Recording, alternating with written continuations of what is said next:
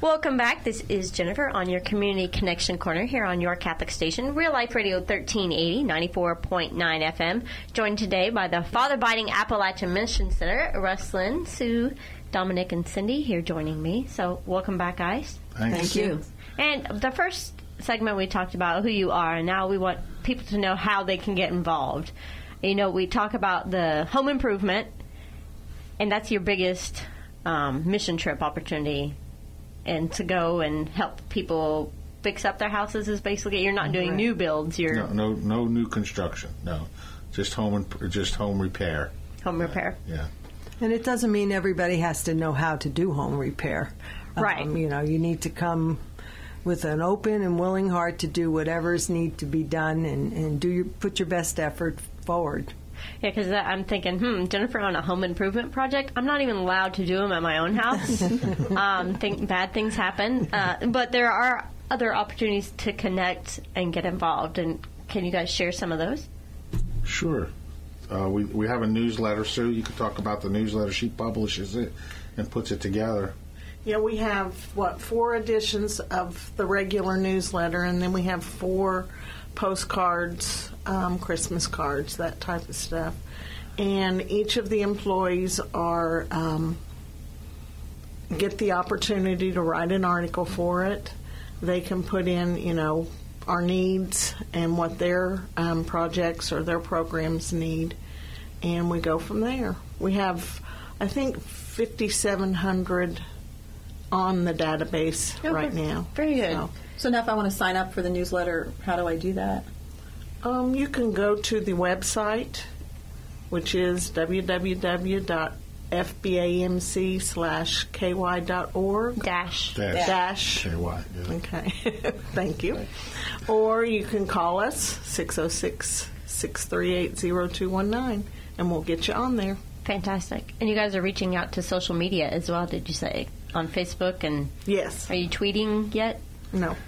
No tweeting. No tweeting yet. Tried that. Didn't work too well. But the newsletters, that's where we make our ask. Father would ask. He said, if you don't ask, you don't get. Right. We've become very specific with our asking. The newsletters help us get, of course, money, which is our primary need. But, we get tools, we get all kinds of donation of clothes and household goods, appliances that we put in our thrift store that we are able to, get out into the community. So that's one way to get involved is for people who can't come on the missions trip. I know, Cindy could tell you about the volunteer coordination, getting people down, down there for the week.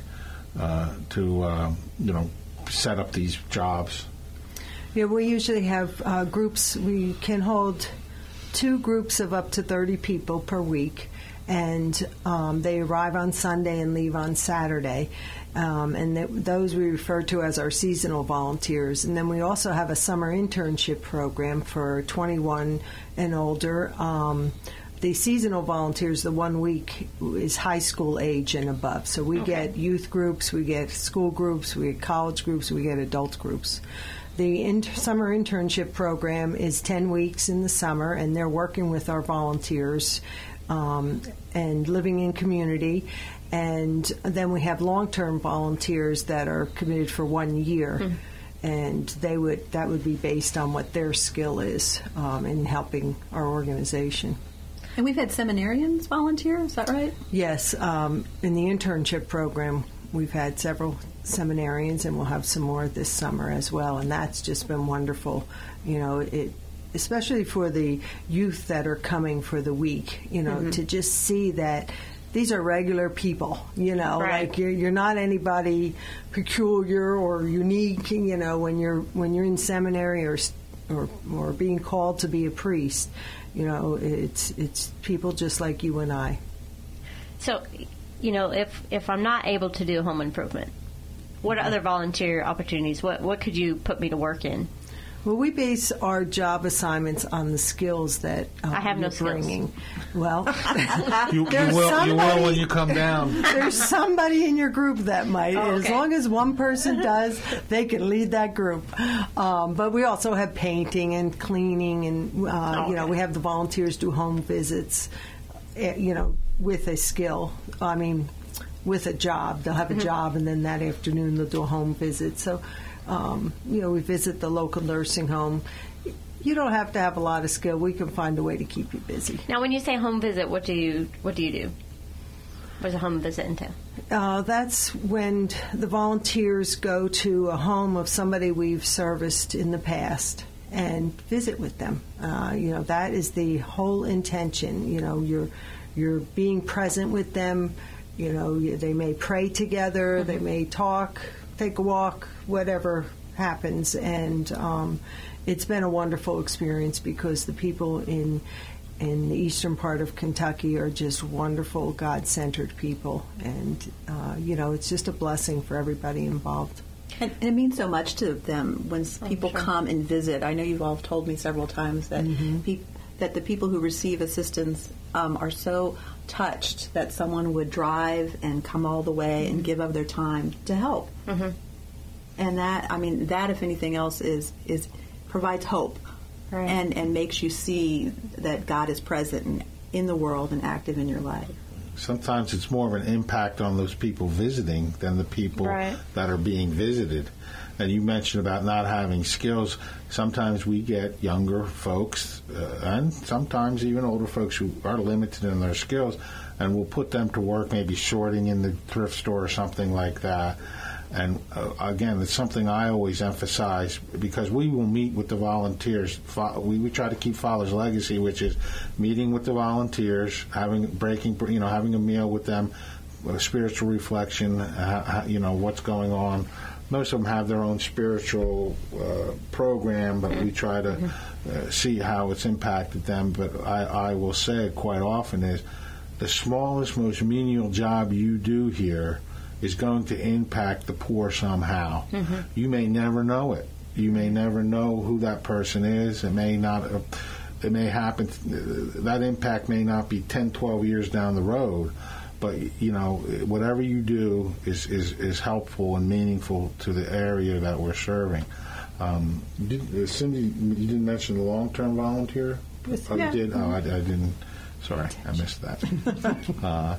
But, there's always something that can be done and accomplished, again, especially because of the emphasis that we make on the spiritual journey that people come down. Take time, time to reflect while you're doing something. You get, some quiet time, especially when you're sorting in the sorting room. The stuff just keeps coming and you keep sorting through it. So there's always something to do.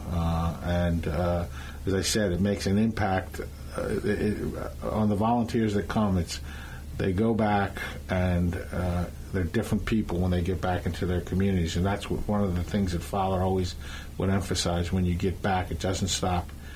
Stop here for the week. When you go back, that ripple effect. So we try to continue that, that legacy, that part of Father's legacy. And you were telling us earlier before we came in here that one of your biggest needs really is money. People want to donate things to help the poor in eastern Kentucky, but when you're doing these home improvement projects, unless they want to bring down a ton of lumber or whatever, it's much better for you guys to have funding, correct? Yes. Right. We try to utilize local businesses as much as we can to help the local economy. So again, people, buy the products there. We buy things in bulk, that material. Also, part of that money helps the clients that we're servicing because we ask them in some way to participate in the program, which offsets the cost of the material in the sense that we give them credit for the hours they've worked. So they have a buy-in. The clients that we're helping have a buy-in as well. But still, everything starts with that dollar to buy what we need to get it accomplished. The material things are good, the clothes and all that. We need all that, But again, it's a huge center. I mean, it's a 40,000 square foot building. Right.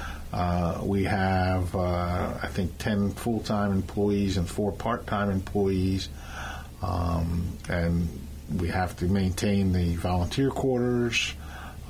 That's why even when we were seasonal volunteers and we would go back to Pennsylvania, people would say, "Well, tell us about it." And I always used to say, "You have to come and see for yourself, because I could tell you, but you're just kind of like, what?" So again, and that's a good way to participate. Even with our group, when we would come down, people who couldn't come with us, they would provide financial support. They would provide meals for us, things like that. So you don't necessarily have to come to participate and be a volunteer. There's other avenues. And as you said, financially is always a great way, because those expenses. The gas bill comes, the electric bill comes, the fuel bill, all those things, and we need that to maintain our service area.